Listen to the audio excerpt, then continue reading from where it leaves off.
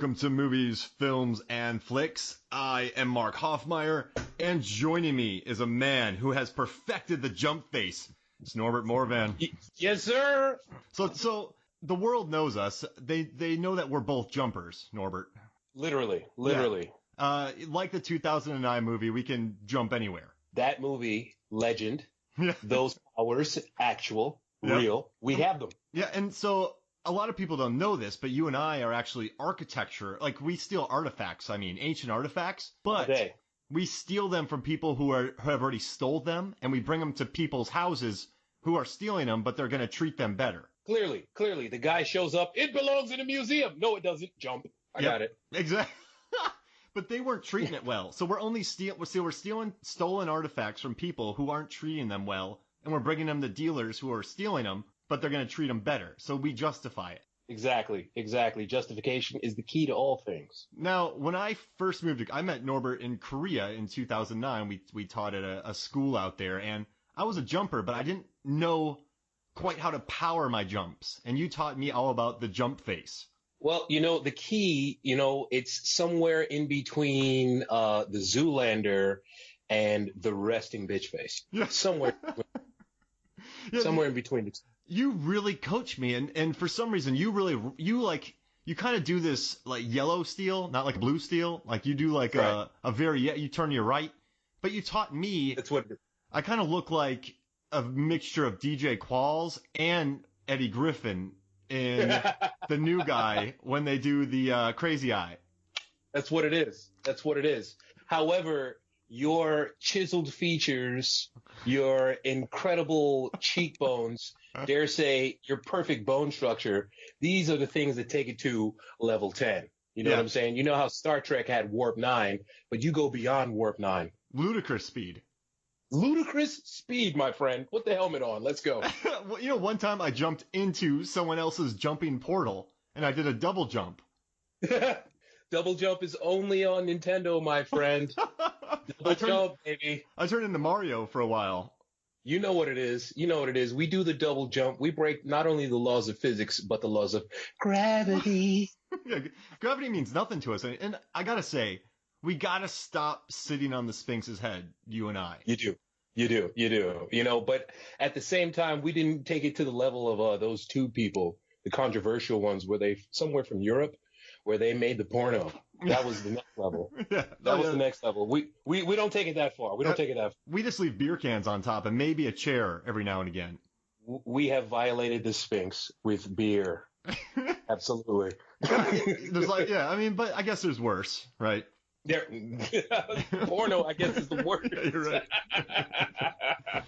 So when I moved to Korea, you worked at the same place I did, and one day you're like, Mark, you're coming over to my apartment, and I went over there, and we just watched They Live, and so a lot of soju, a lot of makgeolli. There were some other people out there, but I don't remember them. But we watched it, and we were just yelling at the screen. Have to. And then I think just fueled by makgeolli, you and I made a blood pact, a jumping pact, we're going to watch this movie once a month, and we month. Did. Yep. That's right. That's right, man. I like that our blood pact was once a month. Watch one movie. Definitely. We really should pitch more stuff to people like that. Like, when people are like, hey man, do you want to help me move? Well, no. It's like, hey man, do you want to move that book for me? Oh, yeah, I'll do that. So, like, if you're like, Mark, we got to watch this every day, I would have been like, yeah, and then we would have quit the next day. But when you say once a month, being a one-time resident of New York City, the friend who calls you out of nowhere and is just, so I haven't spoken to you in 6 months, but hey, do you want to help me move across the country? Because that'd be great. Yeah. That's a thing. That's a thing. No, my friend, movies. Yeah. That's the key. What if your friend said, hey, do you want to go to IKEA with me and just help me lug a Nordic desk? I'll buy you meatballs. Like, you might say yes, right? They never come through with anything greater than a pizza and a six-pack, for what is demanding physical labor. It is absurd. I am not a fan of it. Thousands of miles. Don't like it. You once made a cross-country trip for a pizza and a six-pack. Yeah. I mean, for Christ's sake, Romancing the Stone. You got Michael Douglas and the woman, and they go across the earth. So imagine if Danny DeVito said, "Okay, so at the end, I'm going to buy you guys some Sbarros, a full pie, and you can get lemon chicken." Like, really? Come on, son. Come on. I would be so bummed. Now, I know they don't listen to this podcast, but I helped move some people, and they had very expensive furniture. And we were lifting a piano through the garage. The first thing I lifted all day, I blew my back out on a piano. Of course. And I finished the day lifting for them. I mean, just tons of stuff. And I don't want to sound disingenuous, right? This is terrible. But then, like, they gave me some, like, chicken. And now, I wasn't, if they wouldn't have given me that, I would have been fine. Like, hey, Mark, thanks a lot. Like, we really appreciate it. We needed it. But when you're like, oh, hey, Mark, for all this work, here's chicken.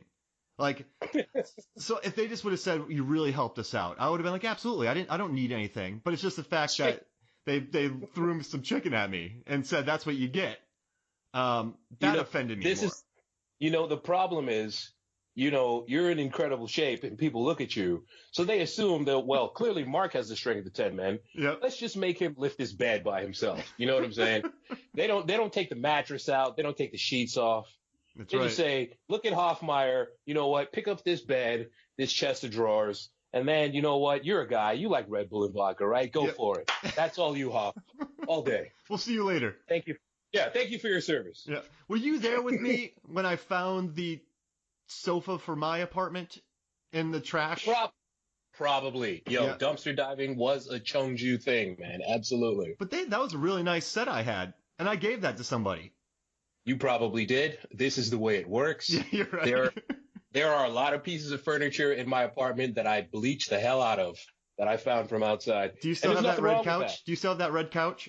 You know what? That red couch, R.I.P. There were some, shall we say, quote unquote stains. Yeah. That couch had to go. Got it. Yeah, that thing was good to go when you got it. Hey, you know what? You can't be choosy when you're on the budget at the time. Yeah, you're right. We did what we could. We did. We survived. And but I just gotta tell you, man, this movie has a special place in my heart, just because. When you watch certain films, right? And I'm not saying this one's not good, but like the movie Jumper. I don't know if you remember when I first came to Korea, they put me in that like love motel instead of putting me in the apartments with you guys, and they're like, "We'll see you in 3 days." So I just went out for a walk in February, and it was freezing, and I just piecemealed all this cold, warm weather clothing. And I finally found that theater, and I watched Jumper, and I was like, "I can handle this." Yeah. And so that movie just has a great play, and so someone's like, "Man, I don't like Jumper." I'm like, "Oh, I'm a grown." Who doesn't like Jumper? Yeah, exactly. Come on, man. Yeah, listen, it's not Scorsese. No, but you can follow quickly from A to B. Yep. Sam Jack, of course, he comes in. He's the villain. Yep. I mean, where do I sign up for that? That movie's great. The Palantines hunting down the jumpers. Yeah, totally, man. And they actually filmed in the Coliseum, and this is going to sound crazy. So I was at the Coliseum, and I was more excited about they filmed Jumper here. Wait, what? They filmed Jumper. The Roman Coliseum, like, are you not entertained? That place? And so instead of me being excited about history, I was like, I think that's where they did that jumping scene. That's how much I love movies, man. That's bad. That movie was awesome, and the whole teleporting and using electricity to stop the teleporting, that's straight up Marvel. That's what you do to stop Nightcrawler before the movies. Oh. Yeah, I'm a Marvel head all day, so they totally jacked that from my boy R.I.P. Stan Lee. Oh, wow. All day. I didn't know that. Yeah, man. Were you in the theater screaming? I was hearing you going, I heard somebody go, Nightcrawler! I'm in the back. I'm from New York. We do that. We talk to the screen. This yelling? New Yorkers, we do that, man. We talk to the screen. Like someone walks up to the house, right? And they think there's like a killer in the house, and then they just run away. Would you yell at the screen then? Like, people like, stay, no, don't stay, run. But what would they do if they actually run away? Do you go, heck yeah? You know what? If they actually run away, you don't say anything because they've made a logical decision. Like an Insidious. The reason why New Yorkers yell at the screen is because people are doing stupid shit, man. It's dark. Why? Why are we walking? You know what? We should split up. No, we shouldn't. Yeah. We'll cover more ground. You know, why are we covering ground?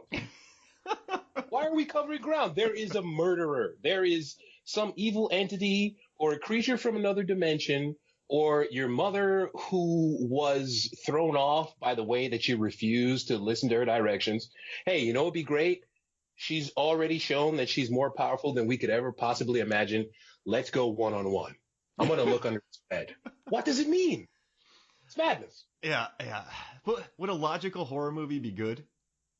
Well, The Descent. Right? Because that's a logical choice that they make to go down there, because she's trying to, right? She's trying to kind of make up for the bad, she had the affair with that woman's husband. So she's like, oh, I'm going to push us, but it's really more about me than it is you. So it's believable. Absolutely. And then when they get down there, everything just hits the fan. They call it agency. The writers, I think they call it agency or motivation. And totally, it made sense because she wanted them to all get together. It had been a while since they'd seen each other. Yeah. Her life clearly was going nowhere. She wasn't living her best life as all the other women were. And, she says, hey, let's go into a dank pit and bond. To hell with fried green tomatoes. Let's talk to each other. I don't want to talk to you about pregnancy and, our cycles and stuff. Let's talk about just getting in the dirt. Yeah, let's be badasses. Yeah, let's be tough. Let's spelunk. Yeah, spelunker. Yep. I showed that behind the scenes clips to my students, my production design students, and they built all that on stage. Neil Marshall did. Wow. Obviously, it would have been a fortune to go in caves, but I showed them that, and then I showed them the first fight scene between Juno and the Crawler, how urgent it was. And my students were just gobsmacked. They were. It was the happiest. I felt like a proud parent showing my students The Descent. That the thing about it is, you watch that movie and you go into the theater and you expect, okay, it's going to be a horror flick, but it gets dark, man. Yeah, it gets really dark, literally and figuratively. Yeah, exactly. And the women are swimming around in pools of feces and corpses, and like that picture of the dog in the burning room. This is fine, It's not. Yeah, it's not. It was amazing. It's a good movie. Why didn't we watch that together? Because they live, my friend. Yeah, that's right. They live. We were too busy watching this. Live. So they live is the alpha and the omega. That's it, man. Keith blood clot David. That's my man, son. He's the best, isn't he? Absolutely, in everything. I've never seen him be bad. You know what I learned? So he did They Live, right? And I thought he was great in They Live. The fact that he held his own next to Kurt Russell, who I think is just a magnet of charisma. He held that. Kurt? Yeah, Kurt Russell. He was in a movie with Kurt Russell? Yeah, Keith David. No way. The Thing. Oh, right. Jesus. You know what? Time zone. Yeah, that's right. Yeah, it's the morning for Norbert there. Time zone. And then he didn't get another job until this movie. Basically, it's what it felt like. But then you watch him in it, and the dude's good. He's funny. He was on the show Enlisted. I don't know if you ever watched it, but he's funny. And there's no way that. Yeah. There's no way that Keith David is not. He's not a scene chewing guy either. He's a magnet. When he speaks, you must listen. The deep voice. Yeah. When he's on Rick and Morty, he steals the scenes even on that. Yeah, he's got a voice on him. Never put the bean. How'd you get the beans above the Frank? Yeah. That's right, man. Yeah. Something about Barry. Oh man, I love that. But he just makes me so happy, Keith David. And then Roddy Piper, dude. All right, so we have a ton of questions in here. I'm gonna jump to one question real quick. And this one comes from Don Ventacinqua, and he asks, how would it have been different if Kurt Russell had starred in lieu of Roddy? I guess the back alley fight scene would have gone differently.